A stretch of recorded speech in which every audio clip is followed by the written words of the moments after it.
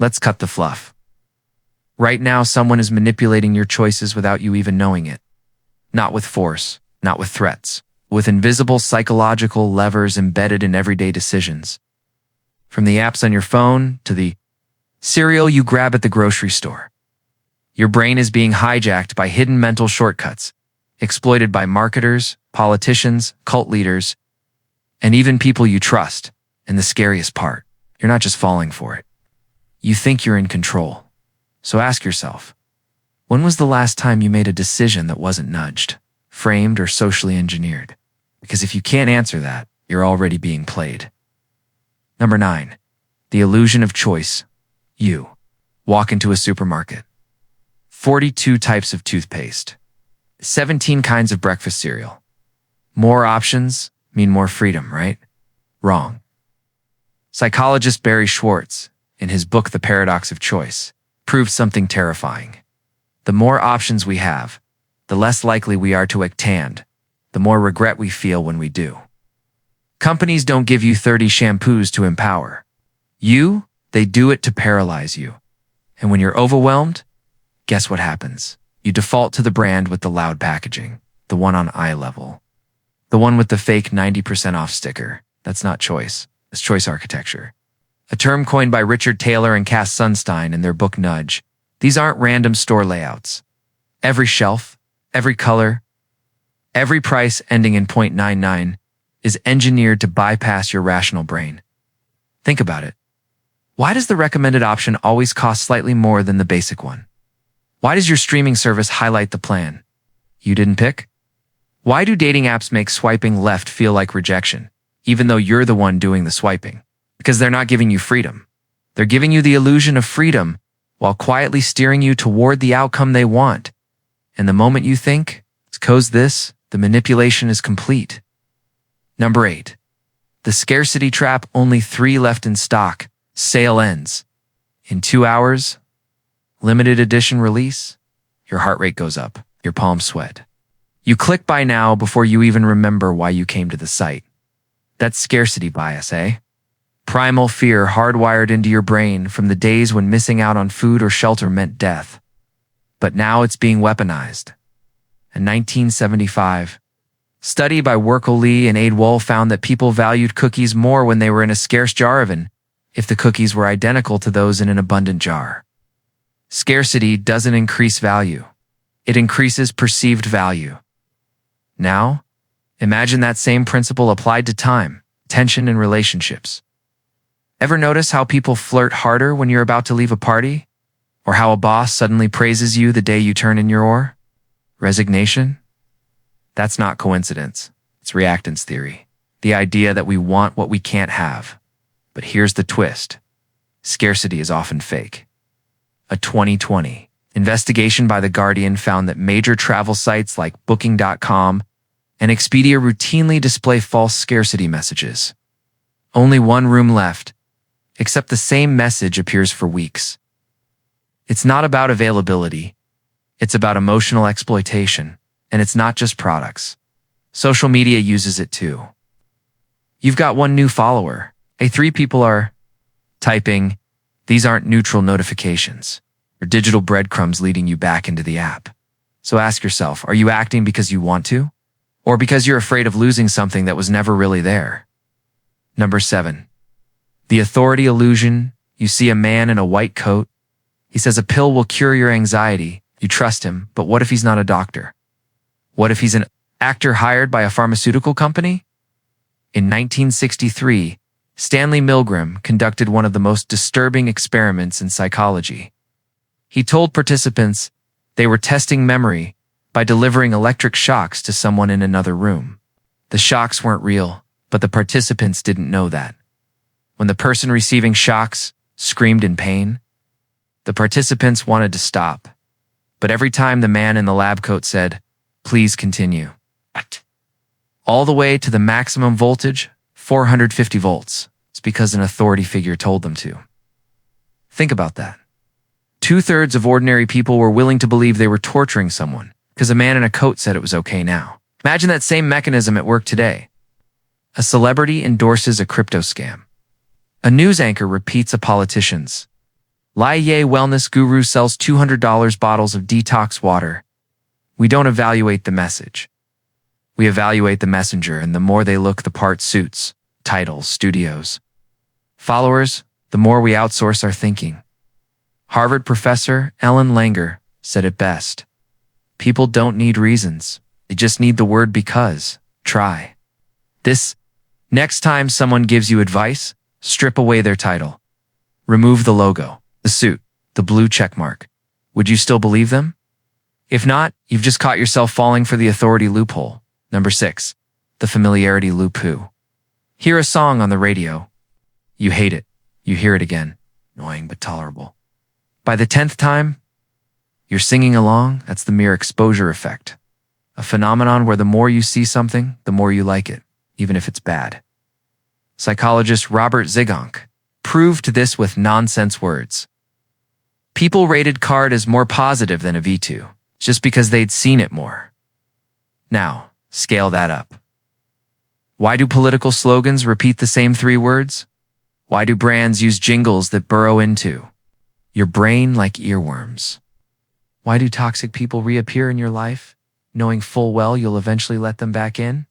Because familiarity breeds not contempt but comfort, and comfort is control. A 2018 study published in Nature Human Behavior found that fake news spreads faster than real news, not because people believe it, but because it feels familiar. The more you see a lie, the more your brain treats it as truth. That's why dictators flood the media with propaganda.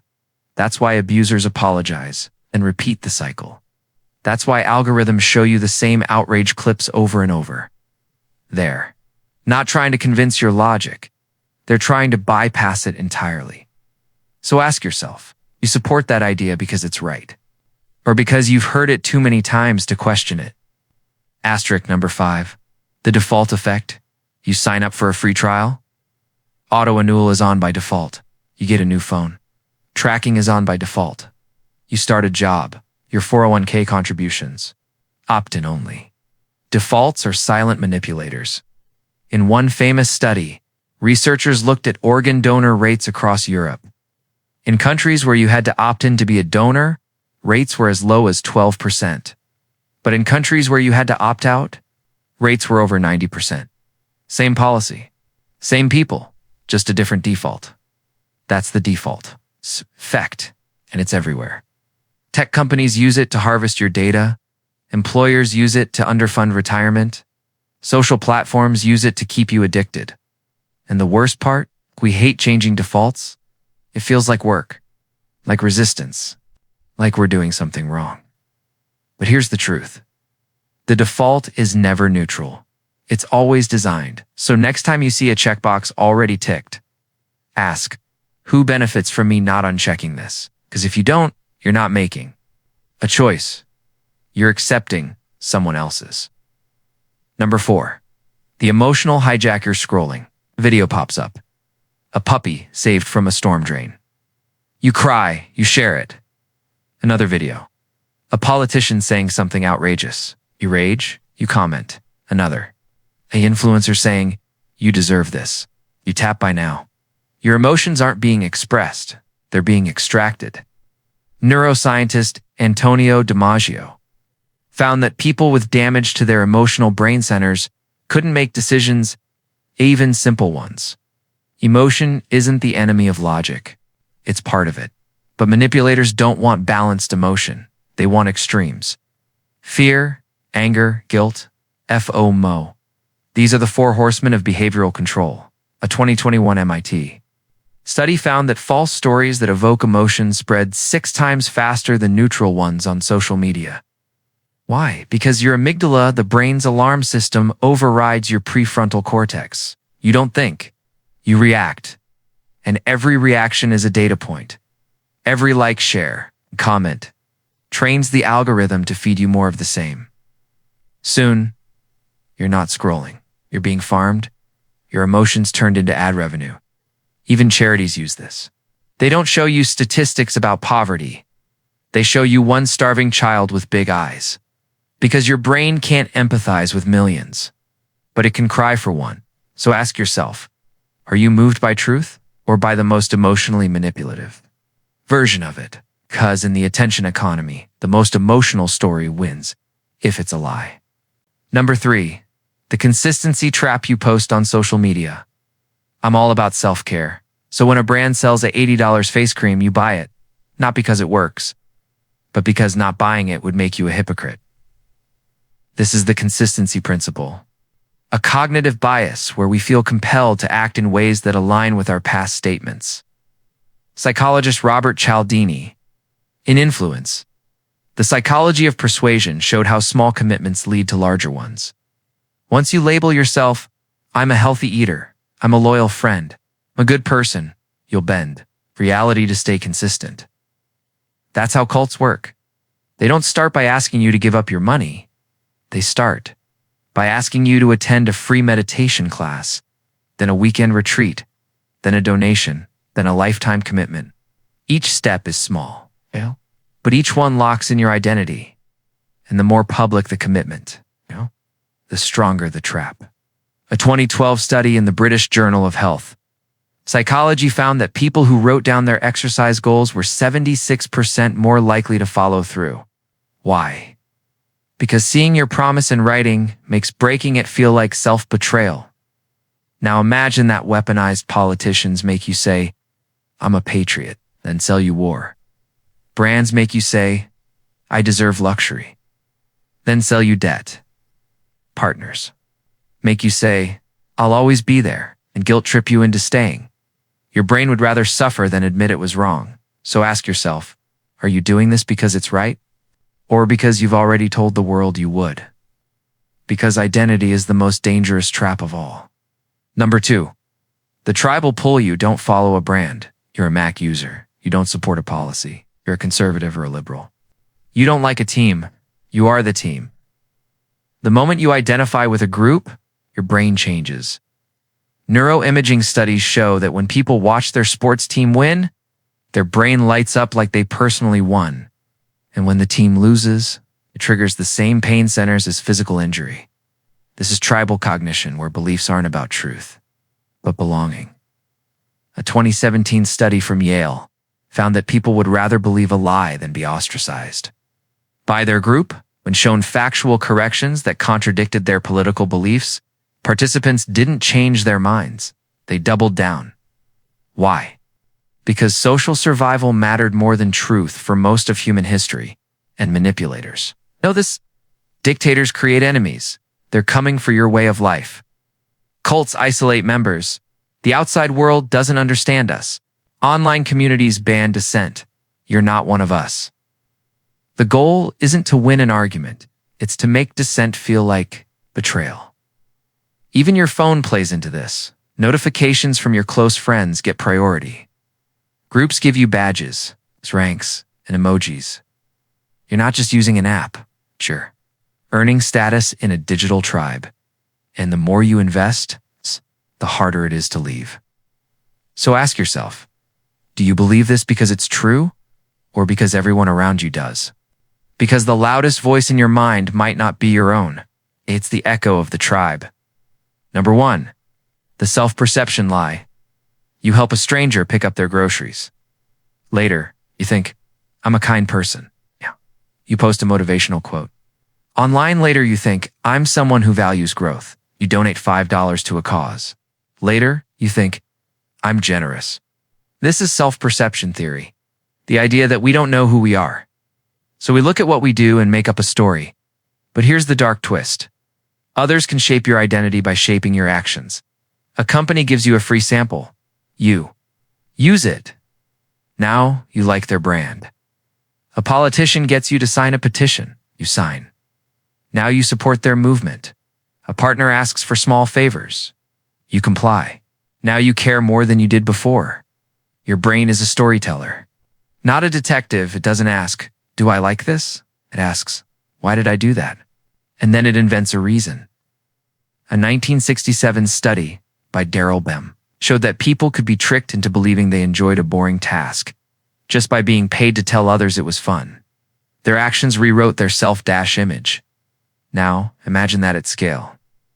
Every click, every like, every purchase, Each one is a brick in the story your brain tells about who you are and the architects of this system. They're not just selling products. They're building your identity one manipulated action at a time. So ask yourself, who are you really? Are you the person you chose to be, or the person they trained you to become? It's the most dangerous. Psychological loophole isn't out there. It's in the mirror. We've covered 9 invisible forces. The illusion of choice, making you think you're free while guiding every move. The scarcity trap, using fear of loss to override logic. The authority illusion, trading your judgment for someone else's title. The familiarity loop repeating. Lies until they feel like truth. The default effect, stealing your consent through inaction. The emotional hijack, turning your feelings into profit. The consistency trap, using your past to control your future. The tribal pull, making you betray truth to belong. The self-perception lie, rewriting who you are through tiny actions. Each one operates below your awareness. Each one is used daily by systems that profit from your obedience. But here's the good news. Awareness is armor. The moment you see the trick, it loses power. So next time you're about to click, buy, believe, or belong, pause, ask who benefits from this decision. Is this me, or is this manipulation? Would I do this if no one was watching? Because freedom isn't the ability to choose. It's the ability to choose freely. And if you don't protect that, no one will. This isn't just psychology. This is warfare. For your mind, and the first rule of war is, know your enemy. Even if your enemy is wearing a smile, a uniform, or your own reflection. Stay sharp, stay skeptical, and stay free. If this opened your eyes, smash that like button, not because I told you to. It's because you want to. Subscribe not because the algorithm demands it, but because you're done being controlled. The next video. It's about how to reprogram your brain to resist these tricks forever. You'll want to see it because the game is on, and now you're playing to win.